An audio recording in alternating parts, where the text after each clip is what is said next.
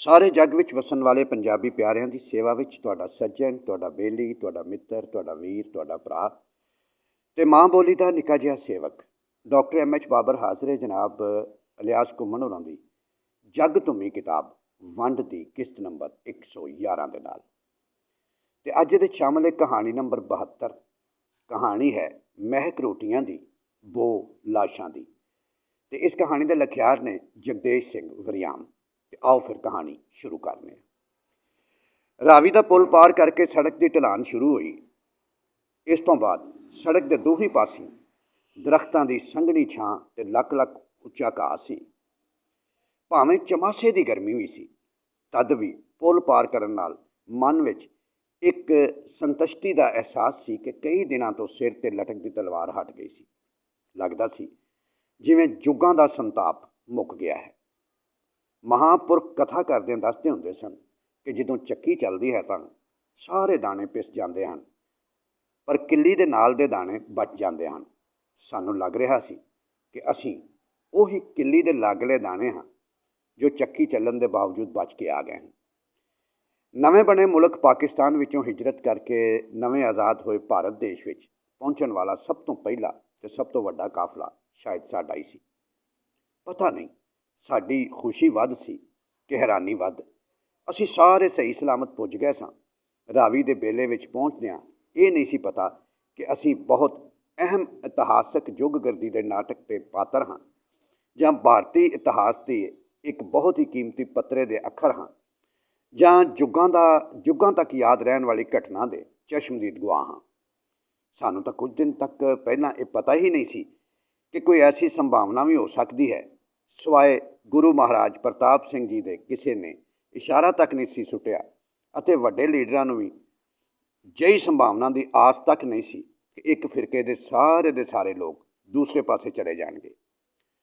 ਅਸੀਂ ਘਰੋਂ ਇੱਕ ਰਾਤ ਕੱਟਣ ਵਾਸਤੇ ਪੱਖੋ ਕੇ ਪਿੰਡ ਨੂੰ ਤੁਰੇ ਸਾਂ ਤੇ ਤਕਦੀਰ ਦੇ ਚੱਕਰ ਨੇ ਲਿਆ ਸੁੱਟਿਆ ਰਾਵੀ ਦੇ ਬੇਲੇ ਵਿੱਚ।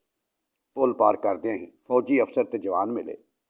ਹੋਰ ਲੋਕ ਵੀ, ਅਫਸਰ ਜਾਂ ਲੀਡਰ ਲੋਕ ਹੋਣਗੇ ਜਾਂ ਆਮ ਲੋਕ ਵੀ। ਉਹ ਕਹਿ ਰਹੇ ਸਨ, ਰੱਬ ਦਾ ਲੱਖ ਲੱਖ ਸ਼ੁਕਰ ਹੈ ਤੁਸੀਂ ਸਹੀ ਸਲਾਮਤ ਆ ਗਏ ਹੋ। ਸਾਨੂੰ ਤੁਹਾਡਾ ਬਹੁਤ ਹੀ ਫਿਕਰ ਸੀ।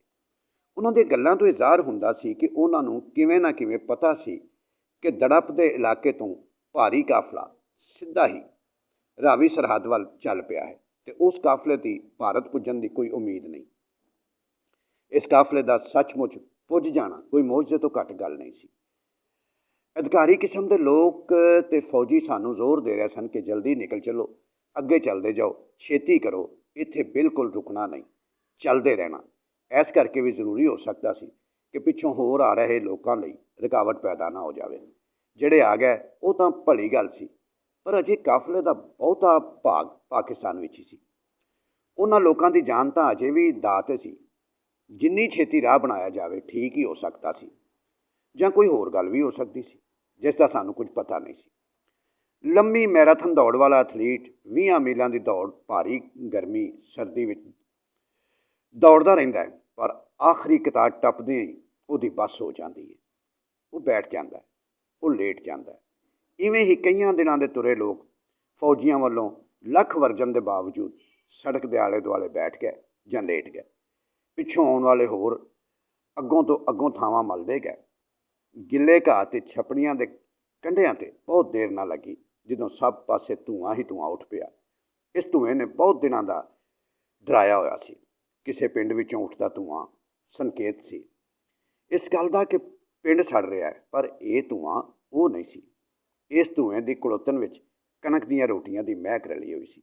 ਪਤਾ ਨਹੀਂ ਲੋਕਾਂ ਨੇ ਇੱਥੋਂ ਇੱਟਾਂ ਵੱਟੇ ਤੇ ਟੇਮਾਂ ਦੇ ਕੰਮ ਚਲਾਓ ਚੁੱਲ੍ਹੇ ਬਣਾਏ। ਇੱਧਰੋਂ ਉੱਧਰੋਂ ਪੁਰਾਣੇ ਟੀਨ ਫੜ ਜਾਣ, ਚਾਟੀਆਂ ਘੜਿਆਂ ਵੀ ਬੱਬਰੀਆਂ ਫੜੀਆਂ, ਉਹਨਾਂ ਤੋਂ ਤਵਿਆਂ ਦਾ ਕੰਮ ਲਿਆ। ਕਈਆਂ ਕੋਲ ਅਸਲੀ ਤਵੇ ਵੀ ਸਨ। ਇਹ ਉਹ ਲੋਕ ਸਨ ਜਿਨ੍ਹਾਂ ਨੂੰ ਨਿਸ਼ਚਿਤ ਤੌਰ 'ਤੇ ਪਤਾ ਸੀ ਕਿ ਅਸੀਂ ਕਾਫਲੇ ਦੇ ਨਾਲ ਜਾ ਰਹੇ ਹਾਂ। ਆਪਣਾ ਘਰ ਘਾਟ ਛੱਡ ਕੇ, ਕੋਲ ਆਟਾ ਵੀ ਹੋਵੇ, ਸ਼ਮ੍ਹਾਂ ਵੀ ਹੋਵੇ, ਸਾਧਨ ਵੀ ਹੋਵੇ, ਤਾਂ ਫਿਰ ਕਿਸ ਨੇ ਪਾਂਦਾ ਪੁੱਛਣਾ ਸੀ। ਦੂਰ ਦੂਰ ਤੱਕ ਚੁੱਲ੍ਹੇ ਤਪ ਰਹੇ ਸਨ।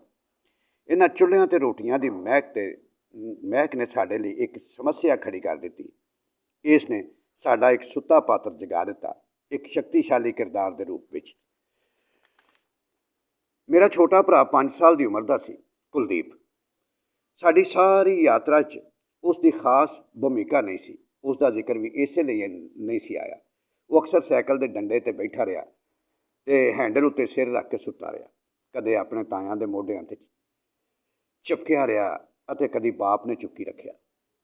ਉਸ ਦੀ ਕੋਈ ਮੰਗ ਨਹੀਂ ਸੀ, ਕੋਈ ਜ਼ਿੱਦ ਨਹੀਂ ਸੀ, ਬਸ ਬਹੁਤਾ ਬੀਬਾ ਰਾਣਾ ਜਾਂ ਸਹਿਮਿਆ ਜਿਹਾ ਬਣ ਕੇ ਹੀ ਰਿਹਾ। ਉਸ ਸਮੇਂ ਬਦਲੀ ਫਜ਼ਾ ਦੇ ਪ੍ਰਭਾਵ ਨੂੰ ਬੱਚੇ ਵੀ ਅਨੁਭਵ ਕਰਦੇ ਸਨ। ਉਹ ਤਾਂ ਇਨਸਾਨ ਦਾ ਬੱਚਾ ਸੀ। ਇਸ ਵੇਲੇ ਤਾਂ ਕੁੱਤਿਆਂ, ਬਿੱਲੀਆਂ, ਡੰਗਰਾਂ ਦੀ ਵੀ ਮਹਿਸੂਸ ਕਰ ਲਿਆ ਸੀ, ਸ਼ਾਇਦ ਇਨਸਾਨ ਤੋਂ ਵੀ ਪਹਿਲਾਂ, ਕਿ ਹਵਾ ਵਿੱਚ ਜ਼ਹਿਰ ਘੁਲ ਗਿਆ। ਪਰ ਰਾਵੀ ਲੰਘਦਿਆਂ ਹੀ ਫਿਜ਼ਾ ਬਦਲ ਗਈ ਸੀ। ਬੱਚੇ ਨੂੰ ਵੀ ਤਾਜ਼ੀਆਂ ਰੋਟੀਆਂ ਦੀ ਮਹਿਕ ਆ ਗਈ ਅਤੇ ਉਸਨੇ ਆਪਣੀ ਤਬੀਅਤ ਦੇ ਐਨ ਉਲਟ ਰੋਟੀ ਦੀ ਮੰਗ ਕਰਨੀ ਸ਼ੁਰੂ ਕਰ ਦਿੱਤੀ। ਭੁੱਖ ਤਾਂ ਸਾਰਿਆਂ ਨੂੰ ਬਹੁਤ ਲੱਗੀ ਸੀ ਅਤੇ ਹੁਣ ਪ੍ਰਗਟ ਵੀ ਸ਼ਿੱਦਤ ਨਾਲ ਹੋਈ ਸੀ। ਜਦੋਂ ਬੰਦਾ ਬੁਖਾਰ ਆਦਿ ਨਾਲ ਬਿਮਾਰ ਹੁੰਦਾ ਤਾਂ ਉਸ ਨੂੰ ਵਧੀਆ ਤੋਂ ਵਧੀਆ ਚੀਜ਼ ਵੀ ਦਿਓ ਤਾਂ ਉਸ ਦਾ ਖਾਣ ਨੂੰ ਜੀ ਨਹੀਂ ਕਰਦਾ ਅਤੇ ਕਿੰਨੇ ਕਿੰਨੇ ਦਿਨ ਹੀ ਉਹ ਇਸ ਤਰ੍ਹਾਂ ਕੱਢ ਜਾਂਦਾ। ਪਰ ਬੁਖਾਰ ਉਤਰਨ 'ਤੇ ਉਹ ਸਭ ਤੋਂ ਪਹਿਲਾਂ ਰੋਟੀ ਹੀ ਮੰਗਦਾ। ਬਸ ਇਹੀ ਹਾਲਤ ਸਾਡੀ ਸੀ। ਇਹਨਾਂ ਦਿਨਾਂ ਦੀ ਫਿਕਰਮੰਦੀ ਦਾ ਬੁਖਾਰ ਰਾਵੀ ਪਾਰ ਕਰਦਿਆਂ ਹੀ ਉਤਰ ਗਿਆ ਸੀ, ਜਿਸ ਨੇ ਤੁਰਨ ਦੀ ਹਿੰਮਤ ਵੀ ਖੋਹ ਲਈ ਅਤੇ ਭੁੱਖ ਨੇ ਵੀ ਕੜੁੱਲ ਕੱਢ ਛੱਡੇ ਸਨ। ਅੱਜ ਸਫ਼ਰ ਵੀ ਕਈ ਮੀਲਾਂ ਦਾ ਕਰਕੇ ਆਏ ਸਨ। ਇਸ ਸਮੇਂ ਜੇ ਕੁਲਦੀਪ ਨੇ ਜੇ ਭੁੱਖ ਦਾ ਰੌਲਾ ਪਾ ਧਰਿਆ ਤਾਂ ਇਹ ਕੋਈ ਅਲੋਕਾਰ ਗੱਲ ਨਹੀਂ ਸੀ ਅਤੇ ਇਸ ਗੱਲ ਦਾ ਪੂਰਾ ਕਰਨਾ ਕੋਈ ਔਖੀ ਗੱਲ ਨਹੀਂ ਸੀ। ਸਾਡੇ ਕੋਲ ਤਾਂ ਨਾ ਤਵਾ ਪਰਾਤ ਸੀ, ਨਾ ਆਟਾ ਦਾਣਾ, ਪਰ ਹੋਰ ਤਵਿਆਂ ਤਾਂ ਰੋਟੀਆਂ ਪੱਕ ਹੀ ਰਹੀਆਂ ਸਨ ਨਾ। ਕੁਲਦੀਪ ਦੀ ਜ਼ਿੱਦ ਸਾਡੇ ਅੰਦਰ ਖੋਹ ਪਾ ਰਹੀ ਸੀ। ਉਸ ਨੂੰ ਕਿਹਾ ਗਿਆ ਕਿ ਥੋੜ੍ਹੇ ਚਿਰ ਨੂੰ ਅਸੀਂ ਡੇਰਾ ਬਾਬਾ ਨਾਨਕ ਪਹੁੰਚ ਜਾਣਾ ਹੈ, ਉੱਥੇ ਗੁਰੂ ਕਾ ਲੰਗਰ ਵੀ ਹੋਵੇਗਾ ਅਤੇ ਬਾਜ਼ਾਰ ਵੀ, ਤੈਨੂੰ ਰੱਜ ਕੇ ਖਵਾ ਦਿਆਂਗੇ। ਪਰ ਬੱਚਾ ਆਕੀ ਹੋ ਗਿਆ। ਉਸ ਦੀਆਂ ਲੀਰਾਂ ਦਿਲਾਂ ਨੂੰ ਧੂਹ ਪਾ ਰਹੀਆਂ ਸਨ। ਮੈਂ ਰੋਟੀ ਖਾਣੀ ਹੈ, ਮੈਂ ਰੋਟੀ ਖਾਣੀ ਹੈ। ਇਸ ਤੋਂ ਵੱਧ ਸ਼ਬਦ ਮੂੰਹੋਂ ਕੱਢਦਾ ਹੀ ਨਹੀਂ ਸੀ। ਪਿਤਾ ਜੀ ਨੇ ਕਿਹਾ, ਚੱਲ ਤੈਨੂੰ ਰੋਟੀ ਲੈ ਦਿੰਦੇ ਹਨ। ਉਹਨਾਂ ਗੋਗਲੇ ਪੁੱਤਰ ਨੂੰ ਚੁੱਕਿਆ ਅਤੇ ਤੁਰ ਪਏ। ਪਹਿਲੀ ਧੂਣੀ ਨਾਲ ਹੀ ਸੀ। ਪਿਤਾ ਜੀ ਨੇ ਕਿਹਾ, ਬੱਚਾ ਬਹੁਤ ਜ਼ਿੱਦ ਕਰ ਰਿਹਾ ਹੈ, ਅੱਧੀ ਰੋਟੀ ਦਿਓ। ਅੱਗੋਂ ਜਵਾਬ ਆਇਆ, ਸਾਡੇ ਕੋਲ ਫਾਲਤੂ ਨਹੀਂ। ਇਸ ਜਵਾਬ ਨੇ ਸਾਨੂੰ ਸਾਰਿਆਂ ਨੂੰ ਹੈਰਾਨ ਕਰ ਦਿੱਤਾ।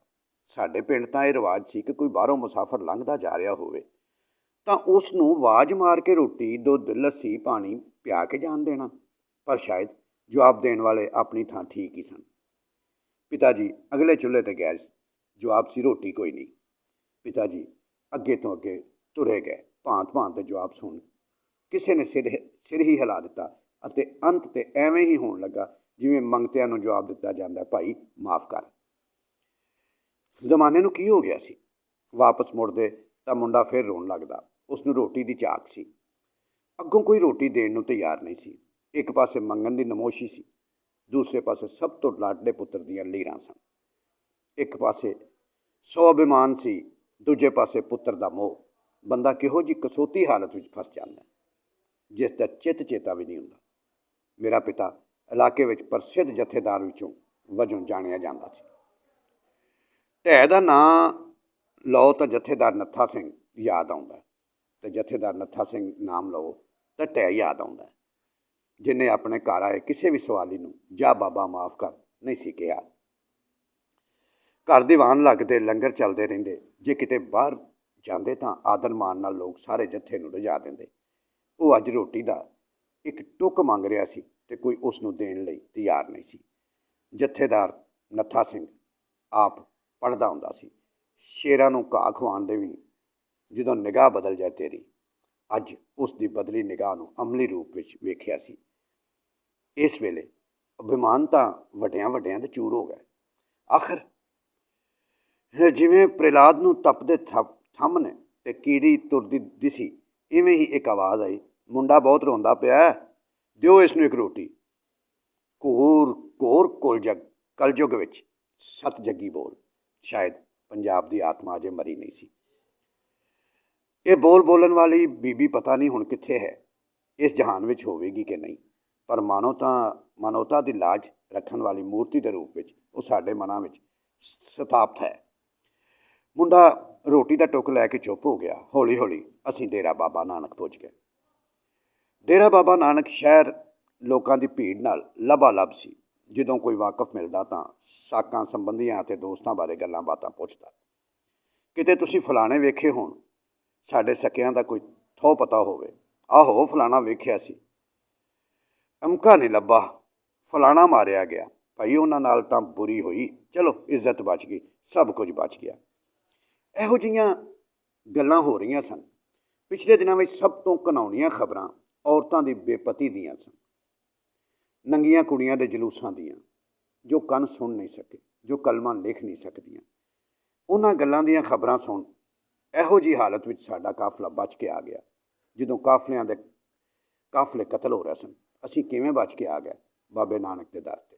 ਜਦੋਂ ਕਿਹਾ ਜਾਂਦਾ ਕਿ ਇੱਜ਼ਤ ਤਾਂ ਬਚ ਗਈ, ਤਾਂ ਇਹਦੇ ਅਰਥ ਬਹੁਤ ਡੂੰਘੇ ਹੁੰਦੇ।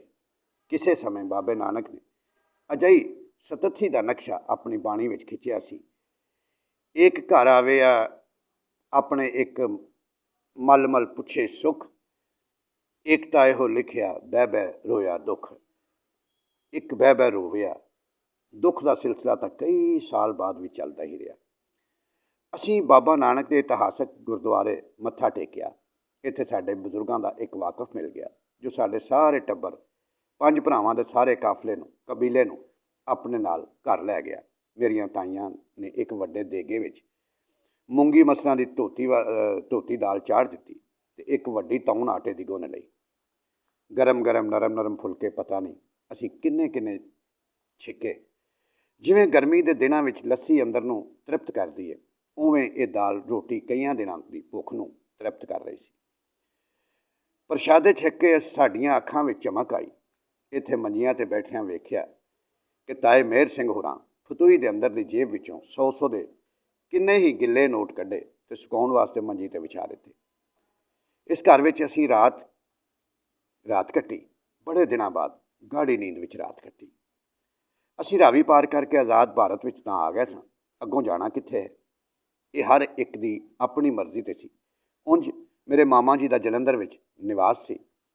ਉਹ ਸਾਡੇ ਭਾਈਚਾਰੇ ਦੇ ਪਹਿਲੇ ਵਿਅਕਤੀ ਸਨ ਜੋ ਹਵਾ ਦੇ ਉਲਟ ਜਲੰਧਰ ਆ ਕੇ ਮੋਟਰ ਬੈਟਰੀਆਂ ਦੇ ਕੰਮ ਵਿੱਚ ਸਥਾਪਿਤ ਹੋ ਗਏ ਸਨ।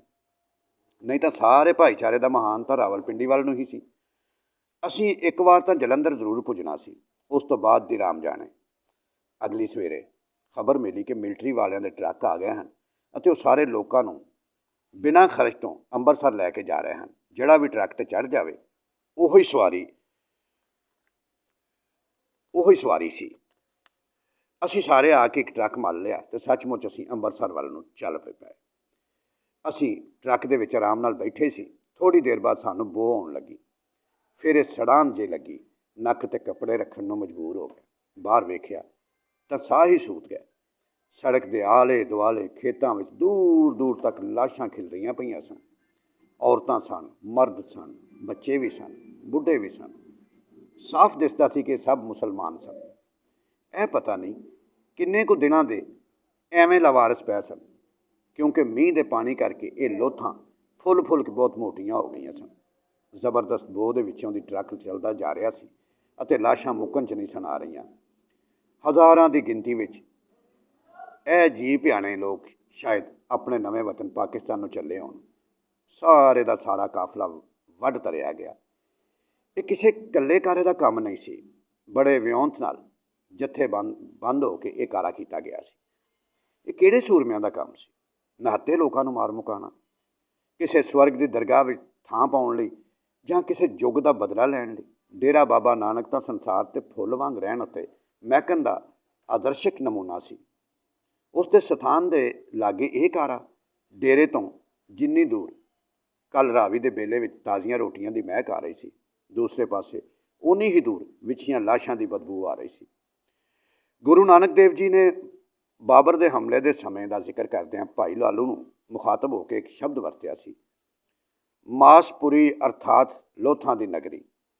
ਸਭ ਕੇ ਗੁਣ ਨਾਨਕ ਗਾਵੇ, ਮਾਸਪੁਰੀ ਵਿੱਚ ਆਖੋ ਮਸੌਲਾ। ਗੁਰੂ ਜੀ ਨੇ ਤਾਂ ਉਦੋਂ ਰੱਬ ਨੂੰ ਜ਼ਬਰਦਸਤ ਤਾਨਾ ਵੀ ਮਾਰਿਆ ਸੀ, ਐਤੀ ਮਾਰ ਪਈ ਕੁਰਲਾਣੇ, ਤੀ ਕੀ ਦਰਦ ਨਾ ਆਇਆ, ਤੈਂ ਕੀ ਦਰਦ ਨਾ ਆਇਆ। ਇਤਿਹਾਸ ਦਾ ਮਜ਼ਾਕ ਦੇਖੋ। ਰੱਬ ਨੂੰ ਤਾਨਾ ਮਾਰਨ ਵਾਲੇ ਸਾਂਝੇ ਗੁਰੂ ਪੀਰ ਦੀ ਨਗਰੀ ਦੇ ਕੋਲ ਹੀ ਮਾਸਪੁਰੀ ਬਣੀ ਹੋਈ ਸੀ ਅਤੇ ਮਾਸਪੁਰੀ ਬਾਬੇ ਦੀ ਆਪਣੀ ਉਮਤ ਨੇ ਬਣਾਈ ਸੀ, ਜਿਵੇਂ ਬਾਲਿਆਂ ਨੇ ਮਰਦਾਨਿਆਂ ਨੂੰ ਮਾਰ ਦਿੱਤਾ ਹੋਵੇ। ਤਾਈ ਹਰਨਾਮ ਕੌਰ ਬਾਰ-ਬਾਰ ਇਹ ਕਹਿ ਰਹੀ ਸੀ, ਨੀ ਭੈਣੇ ਮਾਰ ਗਏ ਉਧਰਲੇ ਸਿੱਖ ਤੇ ਇਧਰਲੇ ਮੁਸਲਮਾਨ, ਚੰਗੀ ਆਜ਼ਾਦੀ ਆਈ ਹੈ, ਭਰੇ ਭਰਾਏ ਘਰ ਛੱਡ ਕੇ ਆ ਗਏ, ਉਧਰ ਰਾਜ ਕਰਦੇ ਸਨ, ਇੱਧਰ ਭਿਖਾਰੀ ਹੋ ਗਏ। ਲਾਸ਼ਾਂ ਦੀ ਬਦਬੂ ਕਾਰਨ ਉਲਟੀ ਨੇ ਆਈ, ਪਤਾ ਨਹੀਂ ਕਿਉਂ। ਇੰਨੇ ਦਿਨਾਂ ਵਿੱਚ ਕੋਈ ਅਜਿਹੀ ਬਿਮਾਰੀ ਨਹੀਂ ਸੀ ਲੱਗੀ। ਵਿਛੀਆਂ ਲਾਸ਼ਾਂ ਦਾ ਲੰਮਾ ਸਿਲਸਿਲਾ ਜਾਰੀ ਰਿਹਾ। ਟਰੱਕ ਇਹਨਾਂ ਲਾਸ਼ਾਂ ਦੇ ਵਿੱਚੋਂ ਰਾਹ ਬਣਾ ਕੇ ਚੱਲਦੇ ਰਹੇ।